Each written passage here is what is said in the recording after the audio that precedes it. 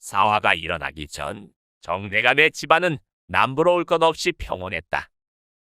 아침이면 새소리가 들리는 아름다운 기와집에서 대선은 하인들의 보살핌을 받으며 자랐다.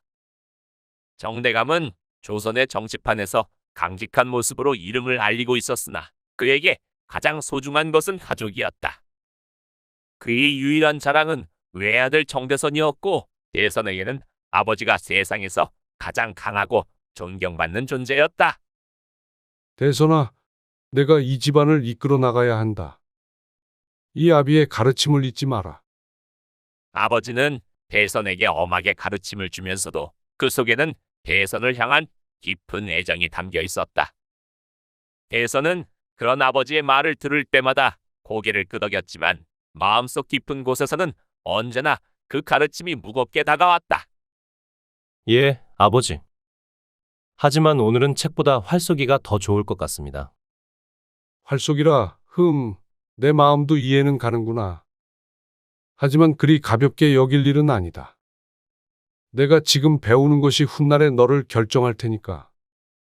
대선은 아버지의 말에 고개를 숙였다. 하지만 대선은 활쏘기나 달리기, 말타기처럼 자유롭고 몸을 쓰는 일들이 더 좋았다. 그는 어린 소년으로서 세상과 정치의 무게를 아직 몰랐다. 어느 평화로웠던 날이었다. 그날 이후 정치적 음모가 정대감의 집안을 덮쳤고 아버지와 어머니 그리고 모든 가족이 비참하게 몰락하게 된다. 밤중에 칼이 번뜩이는 날 대선은 아버지의 명령대로 부엌의 아궁이 속으로 몸을 숨겼다. 3일 동안 대선은 물 한 모금 없이 아궁이 속에 파묻혀 있었다. 가족의 울부짖음과 비명소리 속에서 그는 오로지 생존만을 생각했다. 그렇게 대선은 홀로 살아남게 되었다. 대선이 살아남아 거지로 숨어들기까지의 과정은 매우 험난했다. 일가족이 몰살당한 날 밤, 대선은 아궁이 속에 숨어 목숨을 건졌지만 그 후로도 포도청과 의금부의 눈을 피해야만 했다.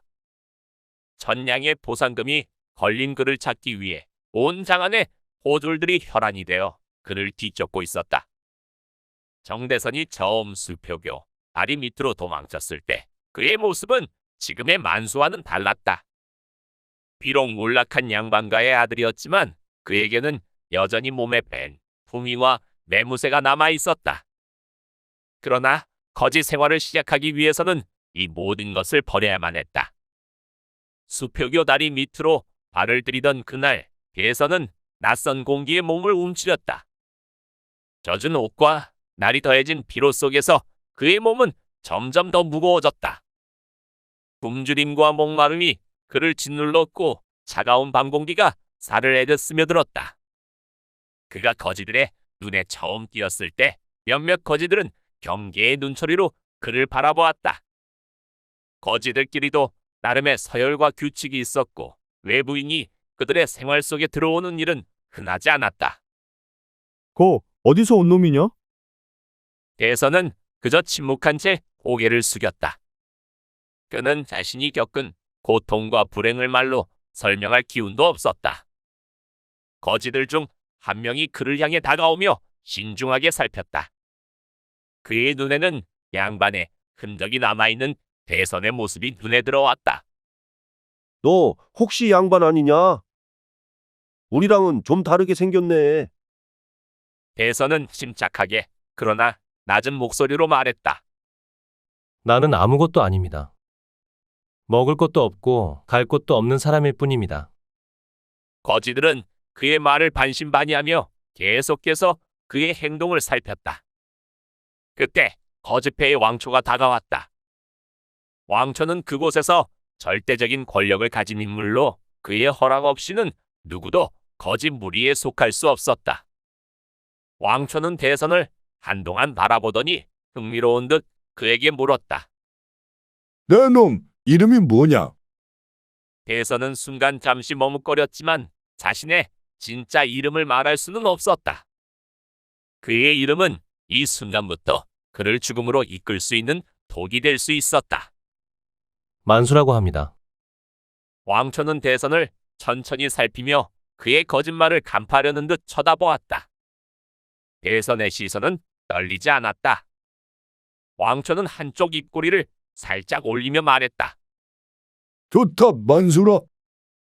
이제부터 너는 우리 거짓배의 일원이 될 수 있겠다. 하지만 조건이 있지. 우리 거지들처럼 살아남을 수 있어야 할 거다. 대선이 거짓 무리에 들어간 첫날은 지옥과도 같았다. 먹을 것은 없었고 주인은 사무쳤다. 다리 밑에는 온갖 더러운 냄새와 습기로 가득 차 있었고 피곤에 찌든 거지들은 서로 몸을 기대며 잠을 청하고 있었다. 대선은 그들과 함께 몸을 웅크린 채 겨우 잠에 들었다. 하지만 거지 생활은 그리 쉽게 끝나지 않았다. 대선은 양반가에서 자란 덕분에 거지들이 먹는 음식이나 생활 방식에 적응하기가 매우 어려웠다. 첫날 밤에 그는 거의 잠을 이루지 못하고 자신의 운명을 되새기며 괴로워했다. 정대선이라는 이름을 잃고 이곳에서 한낱거지로 살아가야 한다는 현실이 너무도 끔찍하게 다가왔다. 다음 날 아침 거지들이 남의 집에서 남은 음식을 주워오거나 빌어오는 모습을 보며 대선도 그들과 함께 해야 한다는 사실을 깨달았다. 그는 거지들의 무리에서 벗어나지 않기 위해 비참하게도 국어를 시작해야 했다. 과거에는 하인들이 가져다주는 음식만 먹었던 그가 이제는 길거리에서 남은 음식을 찾아다녀야 했다. 첫 구걸의 날, 대선은 거리 한복판에 무릎을 꿇고 있었지만 지나가는 사람들은 그를 무시하거나 외면했다. 그러나 그들 중 몇몇은 그를 유심히 바라보았다. 아직도 품위가 남아있는 그의 외모에 의심을 품는 사람들이 있었다. 어디서 많이 본 얼굴인데. 거지가 저렇게 깔끔할 리가 없는데. 대선은 그런 말에 귀를 기울이지 않고 그저 고개를 푹 숙인 채 침묵을 지켰다. 그러나 그의 속은 불안으로 가득 차 있었다. 언젠가 자신이 발각될지도 모른다는 두려움이 마음을 짓눌렀다. 며칠이 지나면서 대선은 점차 거지 생활에 익숙해졌다. 더 이상 사람들의 시선에 움츠러들지 않았고 그들과 자연스럽게 어울릴 수 있게 되었다. 그는 스스로를 점점 더 철저하게 만수로 생각하기 시작했다. 거지들의 생활 방식도 터득해갔다. 쓰레기 더미에서 남은 음식을 찾아내고 남의 집 문을 두드려 남는 음식을 청하는 법을 배웠다. 한편 거지들 사이에서 대선은 점차 자리를 잡아갔다. 다른 거지들과도 조금씩 친해지면서 그들의 생활 속에 녹아들었다. 그중 몇몇 거지들은 대선의 지혜롭고 침착한 모습을 보고 놀라워했다. 이 만수라는 놈 다른 거지들과는 좀 다르네. 얘 말은 똑똑하고 조용해. 괜찮은 놈 같아. 대선은 자신을 주목하는 이들의 시선을 느끼며 더욱 철저하게 자신의 신분을 숨기기 위해 노력했다. 거지들 속에서 그는 그저 평범한 만수로 살아가야 했기에 자신의 과거를 완전히 지워야만 했다. 어느 날 거지들은 평소와 다름없이 남은 음식을 구하기 위해 장터로 나갔다. 대선도 그 무리 속에 끼어 있었다. 그때 갑자기 왕초가 대선에게 다가와 말을 걸었다. 요즘 꽤 잘 적응하고 있는 것 같구나. 내가 너를 받아들인 이유를 알겠지? 대선은 고개를 끄덕였다. 그는 왕초의 말을 무시할 수 없었다. 그가 말하는 것은 단순한 거지 생활의 생존이 아니라 그 속에서 자신을 지켜내는 법이었다. 예, 어르신. 저는 그저 이곳에서 살아남기 위해 최선을 다하고 있습니다. 왕초는 그의 대답을 듣고 만족스러운 미소를 지으며 말했다. 좋다. 내가 앞으로도 우리 거짓배에서 잘 살아남을 수 있을 거라고 믿는다. 대선은 왕초의 말을 듣고 다시 한번 자신의 신분을 숨겨야 한다는 다짐을 굳혔다. 그가 수표교 다리 밑에서 거지로 살아남을 수 있었던 것은 철저하게 자신을 버리고 새로운 사람으로 살아가기 때문이었다. 이렇게 해서 정대선은 만수로서의 거지 생활에 완전히 적응해 나갔고 그 안에서 생존하는 방법을 터득해 갔다. 비록 그의 몸은 거지였지만 마음속에서는 언제나 다시 일어설 날을 기다리고 있었다. 어느 날 거지들이 남은 막걸리와 밥을 나눠 먹으며 술판을 벌였다. 만수는 말없이 구석에 앉아 있었다. 그때 한 거지가 그를 유심히 바라보더니 느닷없이 말했다. 만수야, 내가 그 정대선이 아니냐? 방에 그려진 얼굴이 너랑 꼭 닮았더라. 대선은 순간 움찔했지만 곧 순웃음을 지으며 말했다. 정대선? 내가 정대선이라면 차라리 포도청에 신고해서 천냥 받아 반 나눠 가지자. 하하, 어때? 그는 일부러 농담처럼 말했지만 속으로는 이미 등줄기에서 식은땀이 흘렀다. 하하. 천냥이면 우리 거지패가 평생 배부르게 살 수 있겠구먼. 거지들은 크게 웃었지만 대선은 웃지 못했다. 그의 속은 불안감으로 가득 찼다. 이러다가 정말 정체가 발각되는 게 아닐까? 그의 머릿속은 점점 복잡해졌다.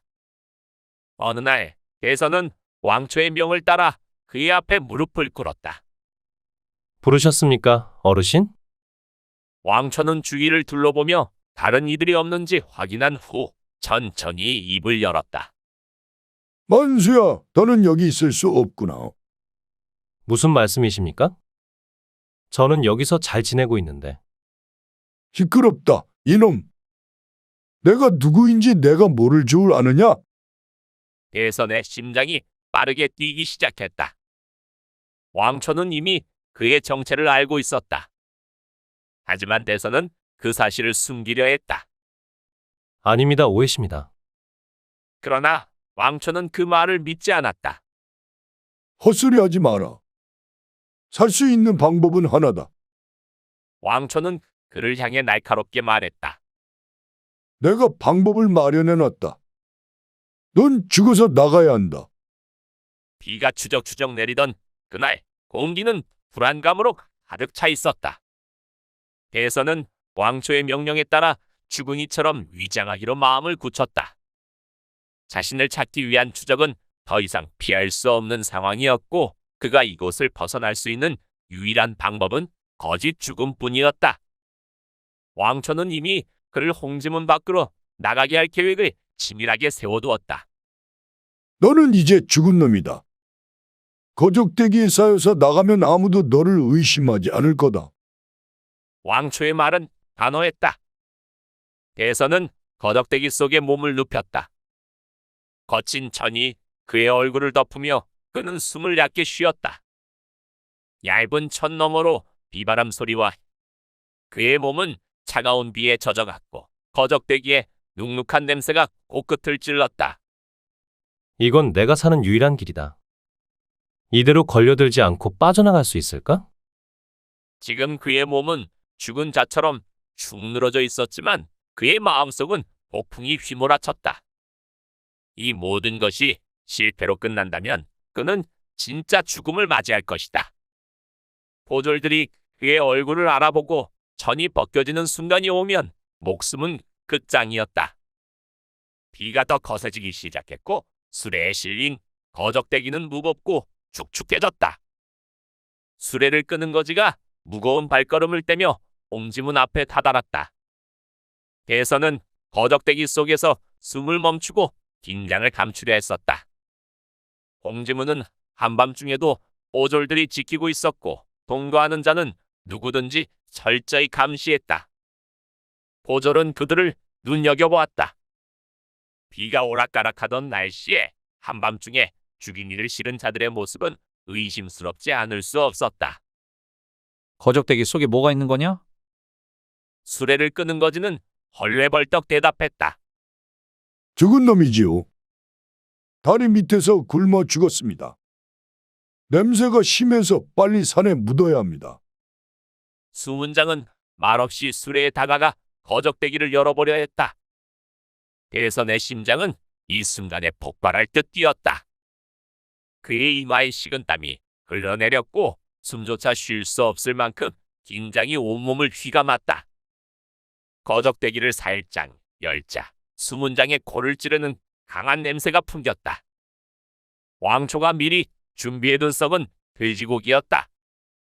그 냄새는 대선의 몸을 덮으며 그가 진짜 죽은 이처럼 보이도록 했다. 에이, 썩은 냄새가 진동을 하네. 도대체 이놈을 왜 이리 오래 끌고 다녔는가? 수문장은 냄새에 질린 듯 코를 막고 고개를 돌렸다.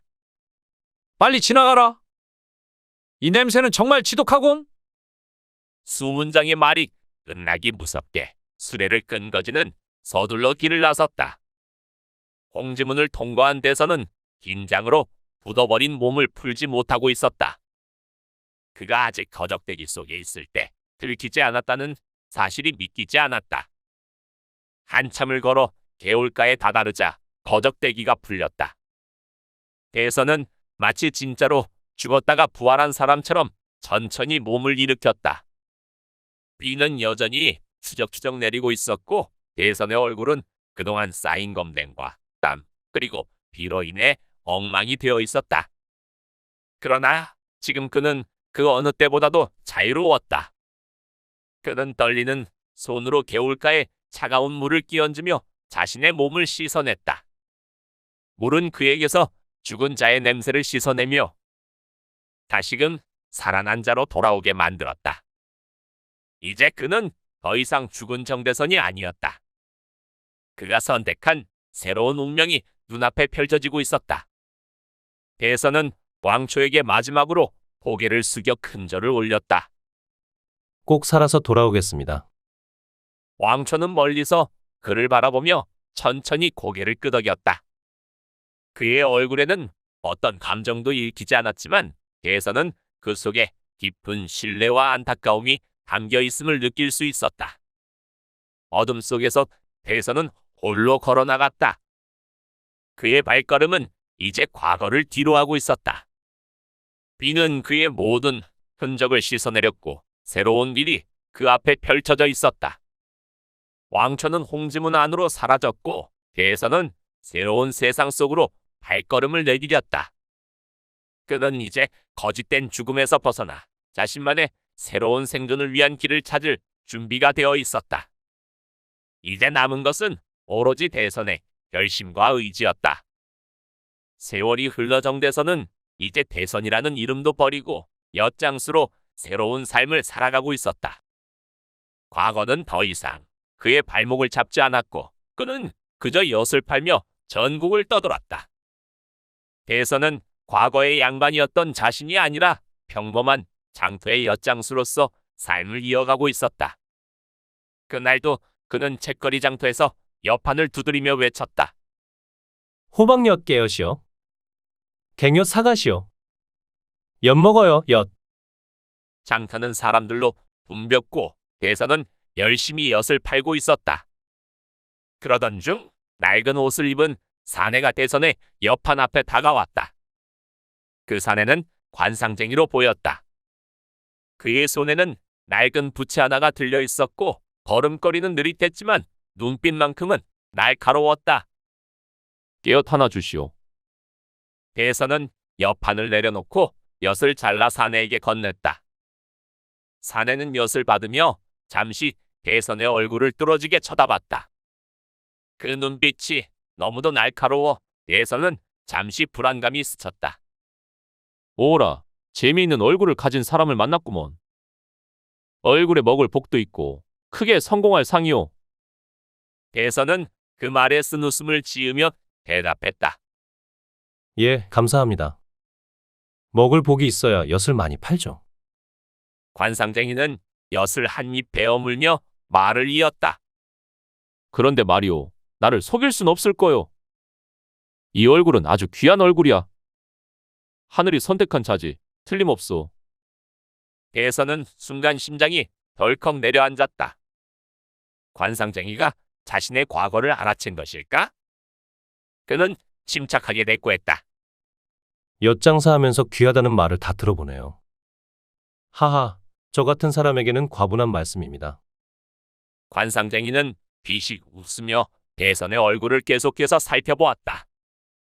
나야 관상쟁이니 얼굴만 보면 그 사람의 운명을 알 수 있지. 근데 말이야, 자네 얼굴에는 묘한 기운이 흐르더구먼. 자네 혹시 그 이름은 정가 아니오? 그 말을 듣는 순간 대선의 몸이 얼어붙었다. 눈앞이 아득해지는 듯했다. 대선은 침착하려고 했었지만 그 짧은 순간에도 그의 얼굴에서 식은땀이 흐르기 시작했다.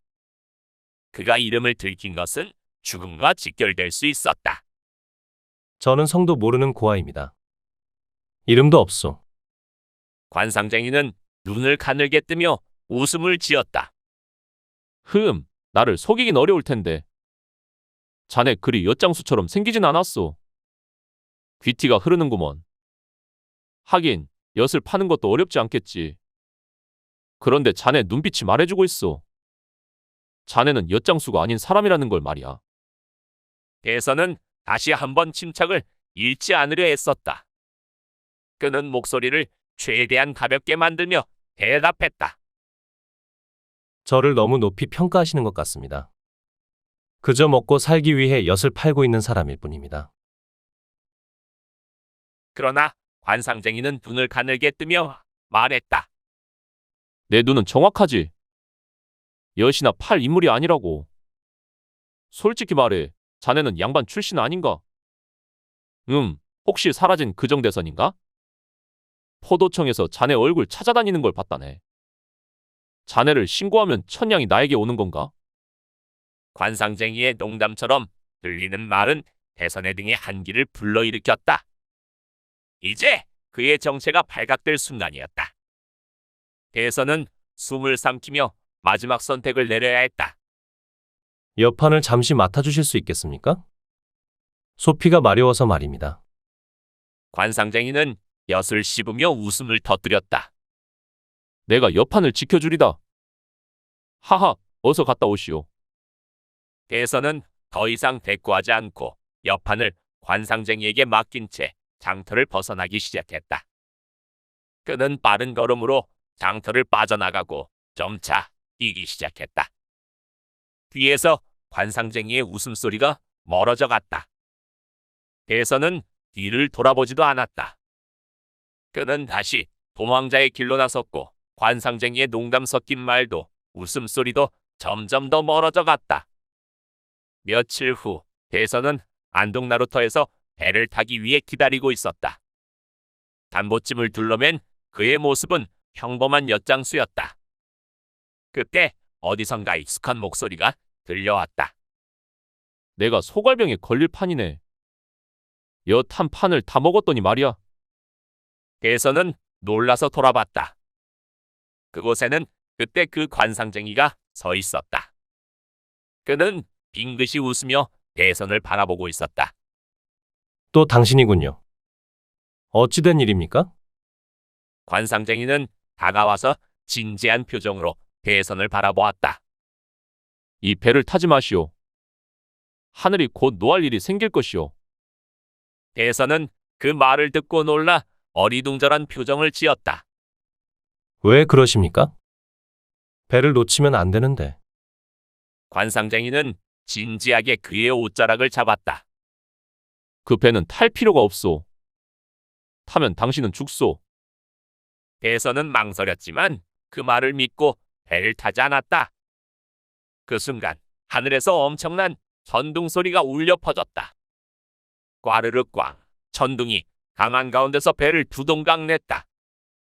대선은 놀라서 입을 다물지 못했다. 저 배에는 천하의 몹쓸 인간 셋이 타고 있었소. 하늘이 그들을 가만두지 않았지. 세월이 흘러 대선은 이제 평양감사가 되어 있었다. 그가 겪었던 역경과 고난을 이겨내며 그는 조선에서 중요한 자리에 올랐다. 하지만 대선은 자신이 이렇게까지 성장할 수 있었던 이유를 결코 잊지 않았다. 왕초와 관상쟁이 그 두 사람 덕분에 살아남을 수 있었던 그날들이 대선의 마음속에 깊이 새겨져 있었다. 그래서 그는 특별히 두 사람을 평양으로 초대했다. 감사의 뜻을 전하기 위해 따로 자리를 마련한 것이다. 왕초와 관상쟁이는 초대장을 받고 평양으로 왔다. 오래전 자신들이 구해준 소년이 평양감사가 되어 그들을 불렀다는 사실에 둘은 다소 어리둥절했지만 궁금함과 기쁨을 감추지 못했다. 대선은 두 사람을 상석에 앉히고 자신은 그 앞에 무릎을 꿇었다. 그리고 진심 어린 눈빛으로 그들에게 큰 절을 올렸다. 소인에게는 아버님이 세 분 계십니다. 한 분은 저를 낳아주신 아버님이시고 두 분은 저를 살려주신 아버님이십니다. 왕초와 관상쟁이는 어리둥절해하면서도 미소를 지었다. 대선의 진지한 태도에 웃음을 참고 있었던 것이다. 그러다 마침내 왕초가 먼저 입을 열었다. 이놈, 내가 내 아버지라니. 그건 좀 과하지 않냐? 내가 내 아버지 역할까지 할 줄이야. 왕초는 깔깔 웃으며 술잔을 한 잔 들이켰다. 그는 대선이 이렇게까지 성공할 줄 몰랐다는 듯 대견해했다. 하하, 이놈 봐라. 내 예언이 정확했지 않느냐? 내 얼굴을 보자마자 큰 인물이 될 줄 알았다고 했지 않았더냐? 하지만 말이다. 내가 그때 엿먹고 소갈병이 났던 게 기억난다. 평양감사님, 이참에 그 약값 좀 받아야 하지 않겠나?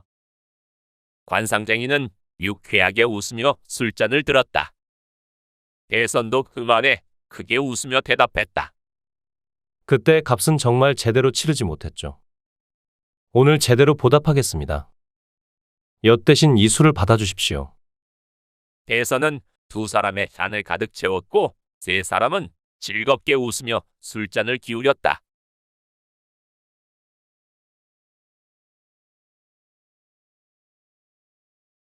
윤호는 아침부터 마음이 편치 않았다.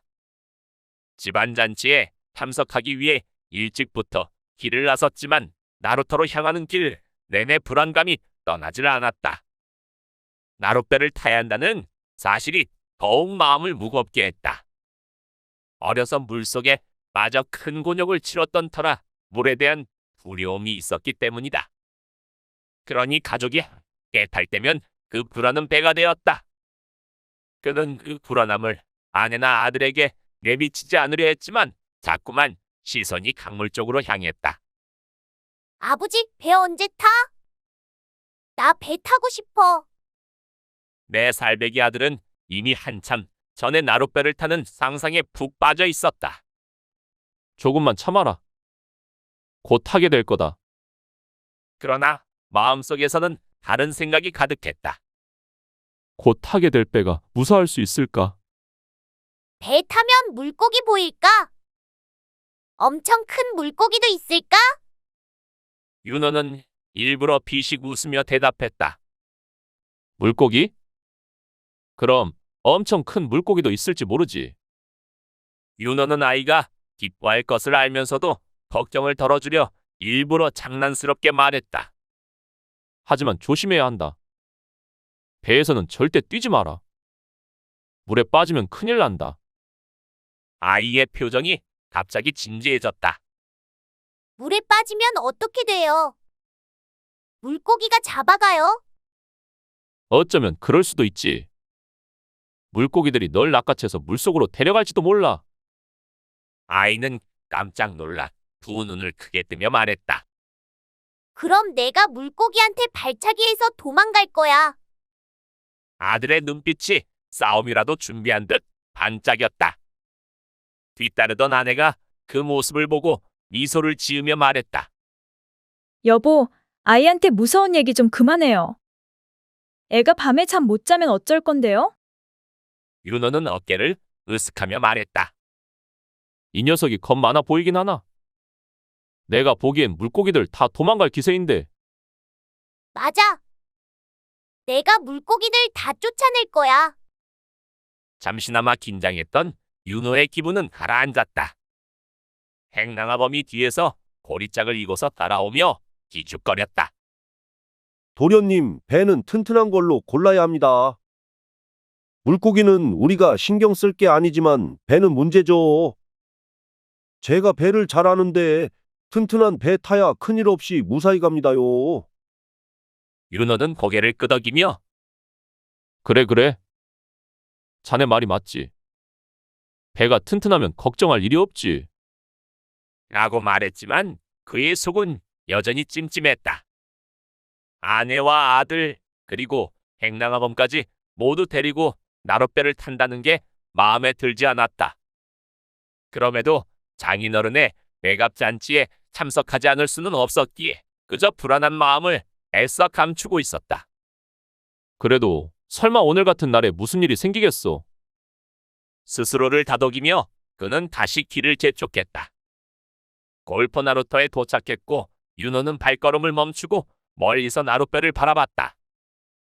황포도대가 높이 서 있는 긴 나룻배가 그들을 기다리고 있었다. 그 모습을 본 윤호는 잠시 망설였다. 배의 크기는 꽤 컸지만 뭔가 불안한 느낌이 가시질 않았다. 윤호는 무심코 나루터에서 배를 확인하던 나룻배 관리인에게 다가갔다. 이 배 괜찮겠소?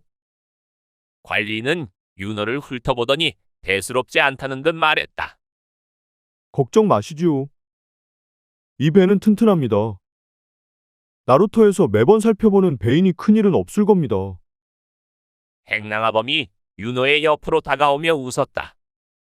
도련님, 배를 걱정하지 마시지요. 관리인 말대로 튼튼한 배입니다. 걱정은 꼬리에 꼬리를 물지 않습니까요? 윤호는 여전히 불안한 얼굴로 배를 바라보며 말했다. 배가 오래돼 보이는데 괜찮겠지? 물이 새는 건 아니겠지?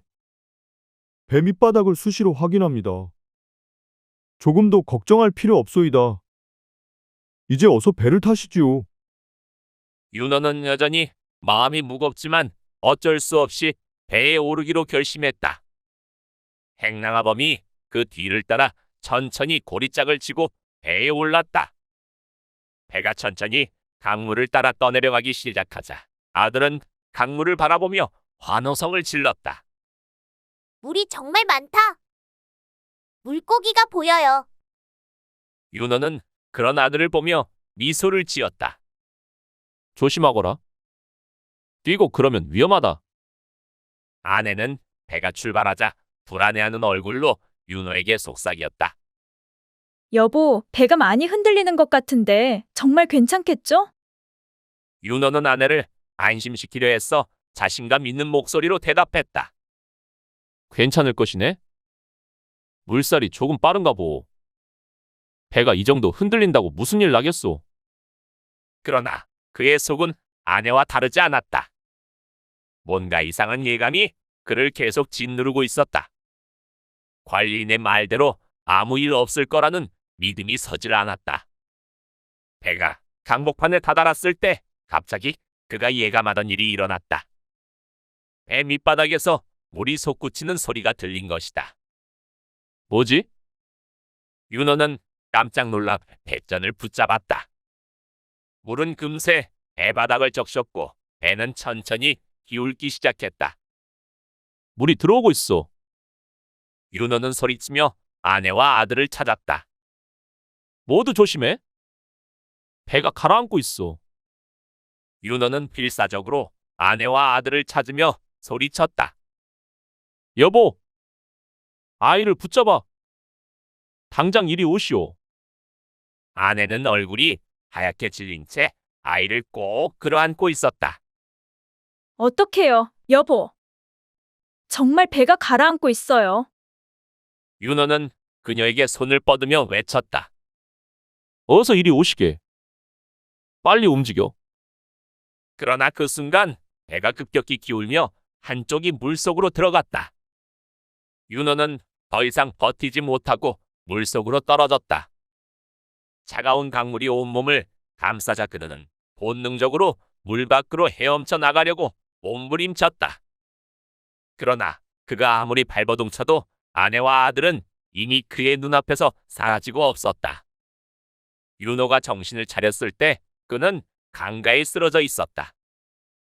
주변은 무거운 침묵이 감돌았고 그는 희미하게 남은 힘을 짜내어 일어나려고 했다. 그 순간 나루터 관리인이 그의 어깨를 붙잡았다. 나리, 정신이 드십니까? 윤호는 고통스럽게 신음을 내뱉으며 물었다. 내 아내와 아들은 어디 있소? 관리는 침울한 표정으로 고개를 떨구었다. 살아남은 사람이 몇 안 됩니다. 부인과 아드님은 아직 찾지 못했습니다. 윤호는 망연자실한 표정으로 하늘을 올려다보았다. 그는 주저앉아 말없이 강물만을 바라보았다. 내가 더 빨리 움직였어야 했는데. 참극이 일어난 지 사흘이 지나자 마을은 여전히 뒤숭숭했다. 매일 밤 골퍼 나루터에서는 물귀신들의 울음소리가 들린다는 소문이 돌았다. 사람들은 겁에 질려 해가 지면 집 밖을 나서지 않았다. 마을에서는 배에 탔던 이중 살아남은 사람의 이야기를 들어보려고 했지만 모두들 침묵할 뿐이었다. 이방이 사고 수습을 하느라 분주했다. 마을 사람들은 그에게 물었는데 도대체 무슨 일이 일어난 겁니까? 사또께서도 돌아가셨다더군요. 평복 차림으로 배를 타셨다는데 강물 아래서 발견됐다고 들었습니다. 이방은 고개를 숙이며 말하는데 사또께서 돌아가신 것은 사실이오. 그 외에도 많은 도성객들이 강 아래에서 발견되었소. 살아남은 자는 몇 없고 뱃사공도 사라진 상태요. 사건을 조사하고 있지만 여전히 실마리를 잡지 못했소. 이 말을 들은 사람들은 점점 더 두려움에 휩싸였다. 윤호는 사고 이후 아무런 말도 하지 않았다. 나룻배에서 살아남은 사람들조차도 입을 다물었고 그에게 아무런 위로도 하지 않았다. 아내와 아들을 잃어버린 슬픔 감정은 윤호의 가슴 속에서 무겁게 짓눌렀다. 참극이 일어난 지 사흘째 골포 뒷산 백나무 아래 상여집에서 이방이 숨을 거둔 채 발견됐다. 윤호는 나루터에서 일어난 일이 단순한 사고가 아니라는 의심이 들기 시작했다. 그는 나루터에서 일어난 사건에 대해 더 깊이 파헤치기로 결심했다. 특히 그가 평복 차림에 사또가 배에 타고 있었다는 것을 떠올린 순간 의심은 확신으로 바뀌었다. 윤호는 머릿속에서 평복 차림으로 배에 탔던 사또와 안전하다던 나루터 관리인의 말을 반복하며 사건의 진실을 추적하기로 마음먹었다. 그중 가장 신경 쓰이는 것은 뱃사공의 행방불명. 사건 직후 그가 사라졌다는 점은 윤호의 마음속에 큰 의문을 품게 만들었다. 어느 날 밤 윤호는 홀로 나루터에 갔다. 마을 사람들은 그곳에 귀신이 있다고 말하며 밤이면 근처에도 가지 않았지만 윤호는 상관없었다. 그곳은 그의 아내와 아들이 사라진 곳이었기 때문에 윤호는 강물 위로 떠오르는 달빛을 바라보며 속으로 다짐했다. 분명 무슨 일이 연루된 게 분명해. 그러던 중 한 마을 주민으로부터 한 가지 중요한 소문을 듣게 되었다. 혹시 협곡이라는 곳에 대해 들어보셨습니까? 얼마 전에 그곳에 한 졸부가 나타나 돈을 물쓰듯이 쓰고 있다고 하더이다. 그 자가 뱃사공 출신이라는 말도 들리더이다. 협곡이라는 이름이 윤호의 귀에 박혔다. 그 뱃사공이 바로 협곡에 있다는 확신이 들었다. 그는 즉시 준비를 마치고 졸부가 있다는 협곡으로 떠나기로 결심했다. 협곡 마을은 평범한 산촌 마을이었지만 그곳에 있다는 졸부가 마을에서 돈을 흥청망청 쓰고 있다는 소문은 마치 연기처럼 곳곳에 퍼져 있었다. 윤호는 마을 입구에 도착하자마자 소문을 쫓기 시작했다. 여기서 돈을 펑펑 쓰고 있다는 이가 있다는 소리를 들었소. 혹시 아시오? 마을 사람들은 고개를 갸우뚱하며 대답했다. 아, 그 사람 말입니까? 색주집에서 주로 머물고 있죠. 돈을 물쓰듯이 쓰니 기생들이 아주 좋아하지요. 마을 사람들 중 그를 부러워하는 사람들도 많습니다. 윤호는 마을 사람의 말을 들으며 그 길을 따라 곧장 색주집으로 향했다. 그 자가 바로 그날 배를 조종했던 뱃사공이라는 확신이 점점 더 굳어졌다. 윤호는 한참을 걸어 색주집에 도착했다. 그곳에서는 화려한 불빛과 함께 술판이 벌어지고 있었다. 기생들과 시시덕거리는 졸부의 모습이 윤호의 눈에 들어왔다. 그는 술에 잔뜩 취한 듯 얼굴이 벌겋게 상기되어 있었다. 하!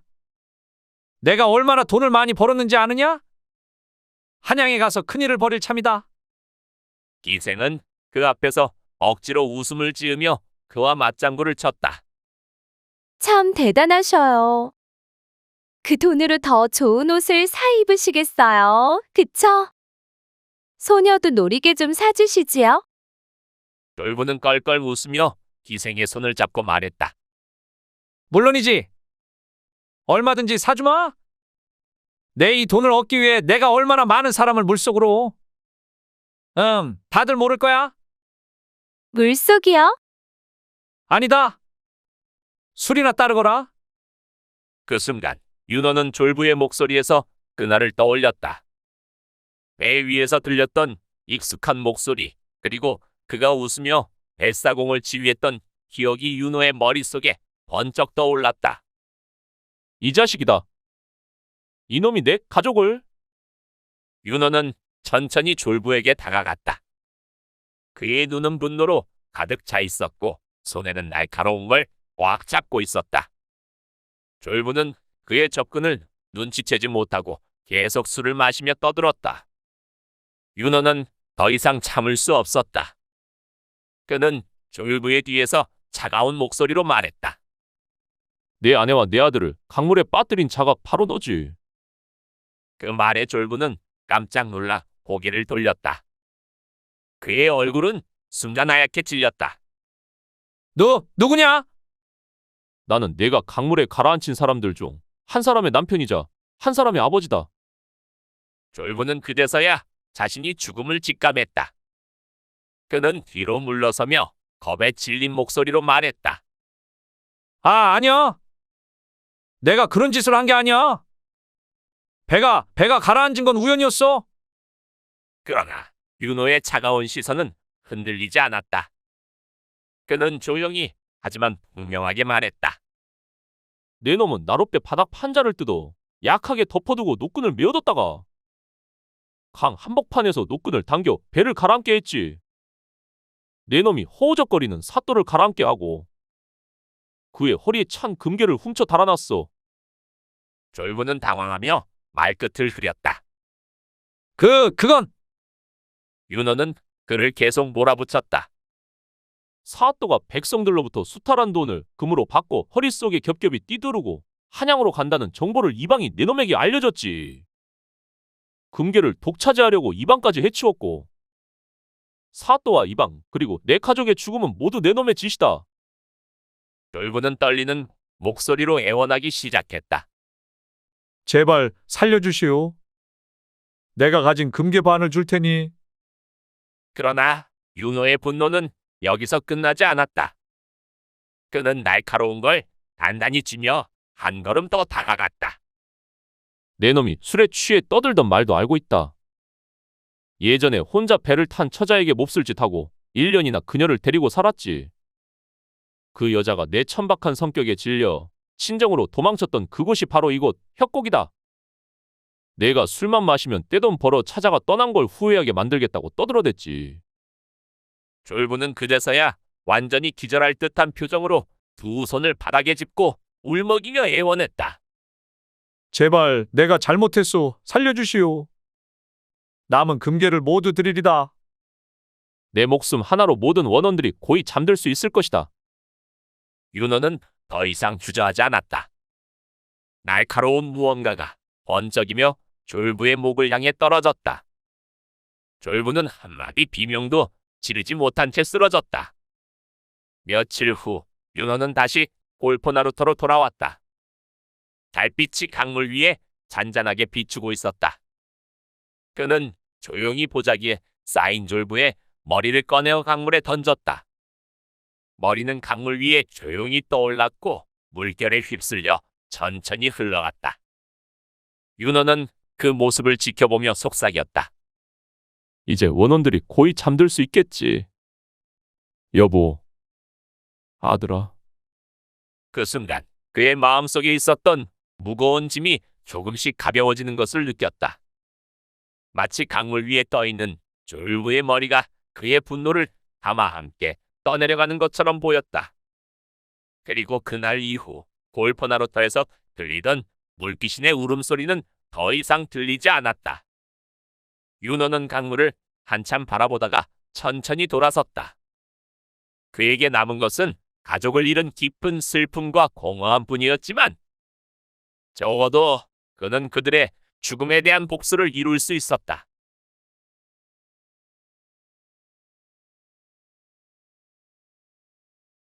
가을이 깊어가는 어느 날, 달래는 돌아가신 아버지 빈자리를 채우며 나룻배를 저었다. 나룻배는 잔잔한 강물 위를 천천히 가르며 나아갔다. 그녀는 하루하루 배를 저으며 사람들을 나르는 일이 익숙해졌다. 저 멀리 강 건너에서 손을 흔드는 화수가 눈에 띄었다. 달래야. 여기야? 오늘은 좀 늦었어. 달래는 멈추던 노를 다시 잡고 강 건너 화수를 바라보았다. 화수는 늘 이런 식으로 늦게 도착하면서도 미안한 기색이 없었다. 오히려 그는 매번 자신이 이 상황을 즐기고 있는 것처럼 행동했다. 달래는 그가 매번 늦는 모습을 보고 비식 웃었다. 화수 형, 어제도 늦었잖아요.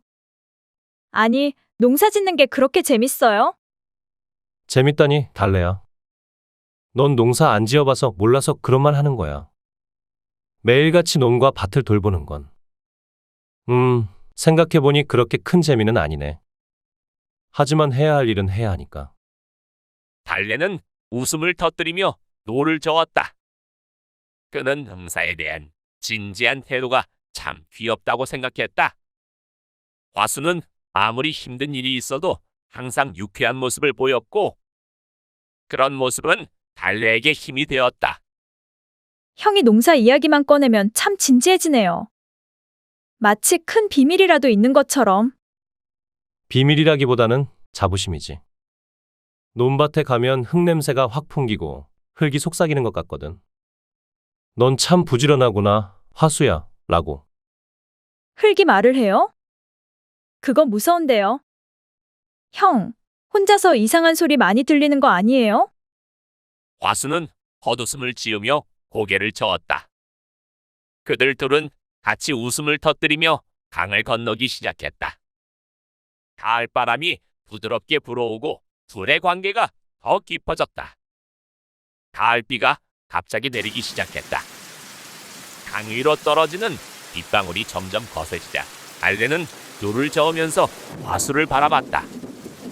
그의 머리 위로 빗방울이 떨어지자마자 화수는 가볍게 미소를 지었다. 이 비는 곧 그칠까요? 아니면 형 집까지 가는 길에 물고기들이 도와줄까요? 물고기들이? 아마 내일 아침이면 물고기들이 강둑에 누워서 우리가 도와줄게. 하지만 먼저 우리를 구워줘. 할지도 몰라. 달래는 웃음을 터뜨리며 다시 노를 저었다. 형, 오늘은 비가 너무 많이 와서 황참봉대까지 못 가겠어요. 우리 집으로 가요. 제가 형한테 맛있는 저녁 해줄게요. 물고기 없어도 맛있을 거예요. 그럼 기대해볼까? 물고기 대신 특별한 보리밥이라도 나오는 거야? 달래는 고개를 끄덕이며 노를 저었다. 그들은 곧 달래의 집에 도착했고 그녀는 감자를 넣은 보리밥을 내놓았다. 비는 계속해서 내리고 있었지만 그들의 대화는 따뜻한 저녁 식사와 함께 이어졌다. 저녁을 다 먹고 나서 화수는 갑자기 조용해졌다. 평소 활기차던 그가 갑자기 침묵을 지키자 달래는 그가 무슨 말을 하려고 하는지 눈치챘다. 그의 표정이 평소와 다르게 심각했다. 달래야, 내 음식도 참 맛있지만 사실 난 내가 해주는 밥이 아니라 너랑 이렇게 함께 있는 시간이 제일 좋아. 달래는 그의 말을 듣고 순간 놀랐지만 기쁨을 억누르며 말했다. 형, 그런 말 갑자기 하면 당황스러운데요. 설마 이 보리밥이 맛있어 민망해 그러는 거죠? 하하, 아니야. 보리밥 때문이라기보다는 너 없으면 내가 왜 매일 이 강을 건너는지 모르겠어. 너랑 있을 때가 제일 즐거워. 달래는 그의 진지한 표정에 마음이 흔들렸다. 그가 장난처럼 말했지만 그녀는 그 속에서 그의 진심을 느낄 수 있었다. 그녀의 얼굴이 점점 붉어졌다. 이 보리밥이 정말 뭐가 들어있기라도 하나 봐요. 보리밥이든 고깃국이든 중요한 건 너랑 함께 있는 시간이야. 그들의 대화 속에서 감정의 교류는 점점 깊어졌고 달래는 점점 그에게 마음을 열고 있었다. 며칠 후 화수는 다시 달래를 찾아왔다. 이번에는 평소와 달리 손에 무언가를 들고 있었다. 달래는 그의 진지한 표정을 보며 무슨 일이 일어난 것인지 궁금해졌다. 달래야, 이거 받아줘. 뭔데요? 그의 손에는 가락지가 들려 있었다. 이 가락지는 내가 너에게 하고 싶은 약속이야. 달래는 순간 놀라서 그를 쳐다봤다. 약속이요? 형, 왜 갑자기요? 혹시 이거 보리밥에 대한 감사 표시인가요? 화수는 웃으며 고개를 저었다. 아니야. 이 가락지는 너가 내 곁에 있어줬으면 좋겠다는 뜻이야. 너와 나, 우리가 함께하는 시간이 영원했으면 싶어서. 달래는 그의 진심을 느끼고 조심스럽게 가락지를 받아들었다. 그녀의 손가락에 꼭 맞는 가락지가 그들의 관계를 상징하는 것 같았다. 고마워요. 형, 꼭 잘 간직할게요. 대신 보리밥은 자주 해드릴 테니까 기대하세요. 너 보리밥 때문에 나 살이 찌는 거 아니야? 방귀도 자주 나오는 것 같고? 둘은 함께 웃으며 서로의 마음을 더 가까이서 느꼈다. 가락지는 단순한 선물이 아니라 그들의 미래에 대한 약속이었다. 어느 날 달래는 강을 건너는 사람들을 태우기 위해 나룻배를 준비하고 있었다. 오늘도 평소처럼 강을 건너려는 사람들이 하나둘 모여들었다. 나룻배는 천천히 강가로 나아갔고 사람들이 타기 시작했다.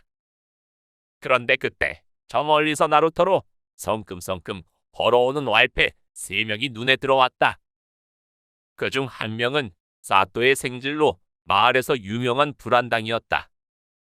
그는 늘 거만한 태도를 보이며 사람들을 무시하곤 했지만 이번엔 달래를 직접적으로 괴롭히려는 의도가 다분했다. 사또의 생질은 배에 올라타자마자 달래에게 다가갔다. 그는 비열한 미소를 지으며 주위 사람들이 지켜보는 가운데 천천히 손을 뻗어 달래의 빵니를 움켜잡았다. 뭐 하는 거야? 손 치워요.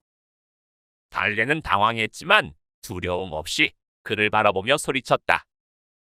사또의 생질은 비웃으며 고개를 들었다. 인연이 감히 내가 누군지 몰라? 달래는 망설임 없이 그에게 다가가 뺨을 세게 때렸다. 주위에 있던 사람들이 숨을 멈추고 바라보았다. 그 강렬한 소리는 나루터 전체에 울려 퍼졌고 사또 생질은 당황한 표정으로 달래를 노려보았다. 그쪽이 누군지 상관없어. 다시는 이런 짓 하지 마시오. 사또의 생질은 얼굴을 문지르며 분노에 찼다. 그의 눈에는 복수심이 가득 차 있었고 왈패들은 달래를 붙잡으려 다가왔다. 하지만 달래는 조금도 물러서지 않았다.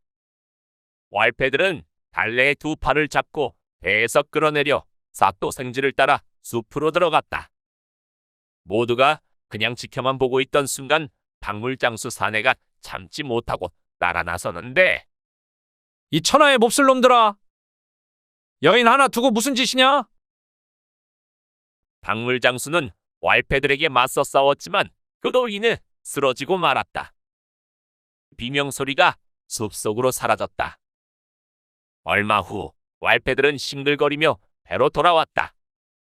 그들 뒤로 비틀거리며 따라오는 달래의 모습은 처참했다. 박물장수 역시 만신창이가 되어 겨우 배로 다가왔다. 달래는 아무 말 없이 밧줄을 풀고 배를 출발시키는데 이를 본 박물장수가 외치는데 이봐, 멈춰! 나 아직 타지 않았네. 배 떠날 시간 지났소. 미안하고 고맙소.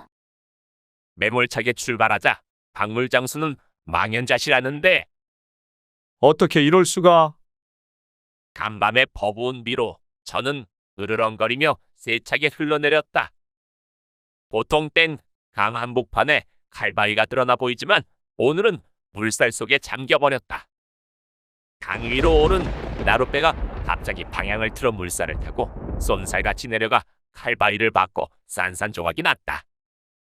그 배에서 살아난 사람이 하나도 없었다.